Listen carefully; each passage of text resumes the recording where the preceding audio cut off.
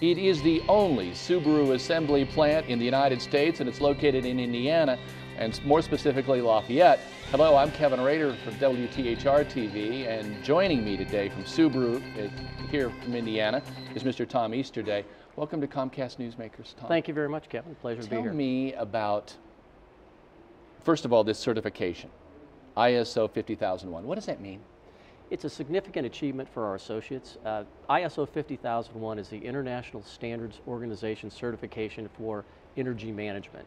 And SIA, Subaru of Indiana Automotive, we were the first automotive plant to be certified for ISO 14001, which is the environmental standard. And now we're the first auto plant we received certification on May 28th to be certified for the energy management standard. It's important because it shows that we have a system in place not only to conserve energy, but also to reduce our costs by virtue of that, and also to reduce CO2. It's an environmental accomplishment as well as being an energy reduction accomplishment. You've been there from almost the beginning when this plant came. I have, yes. Has this been a true success story here for Indiana? It really has. If you look particularly in the past few years, in the past 3 years we've added 600 jobs. We're now up to 3,600 total employment at SIA. And we build this year, we're going to build a record number of vehicles, 265,000 units, 90,000 Camrys, and the remainder Subaru vehicles. So it's really been a tremendous success for the state of Indiana.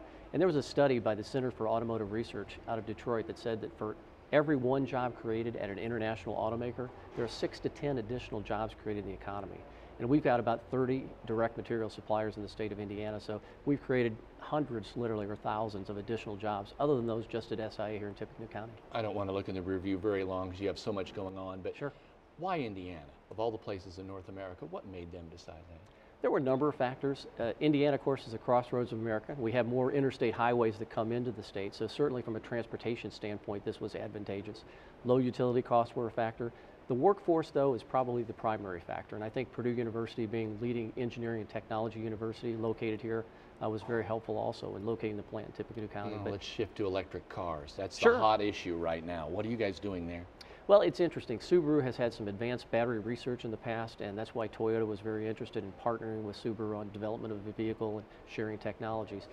It's kind of interesting to note that if you go all the way back to when Elwood Haynes drove the first gasoline-powered vehicle on Pumpkin Vine Pike in Kokomo, Indiana back in July 4th of 1894, even before that gasoline-powered vehicle was driven, there were alternative fuel vehicles driven with steam and kerosene and electricity. The problem has always been, it's really 3 problems. One has been the driving range. With battery-powered vehicles, electric vehicles in particular, the range is only about 100 miles. Typically, a driver wants to go about 400 miles before they have to refuel. And refueling is the second problem because there aren't a lot of recharging stations that are available. There's some quick charge features, but generally they will only charge a vehicle for 50 to 60 miles. Again, that driving range becomes a problem. And the biggest problem really is the cost of those vehicles right now, and therefore there's not a lot of market demand for them. Even if you take the Prius hybrid, for example, there were about 21,000 Prius hybrids sold in the U.S. in August out of 132,000 Toyotas that were sold total, and 1.28 million vehicles sold total in the United States in the month of August. So it's still even though it's by far the leader of hybrid vehicles in the market, it's a small market share. So there's a lot of cost in developing electric vehicles and hybrid vehicles to get them to the market, and the automakers have to justify that cost. And that's one of the problems that's happened with the Chevy Volt recently.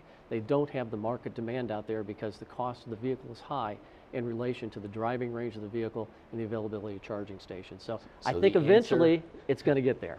Eventually electric vehicles, I think, are going to have a place because of the CAFE standards, the corporate average fuel economy standards. So I think hybrids, though, are probably the answer right now with regard to that.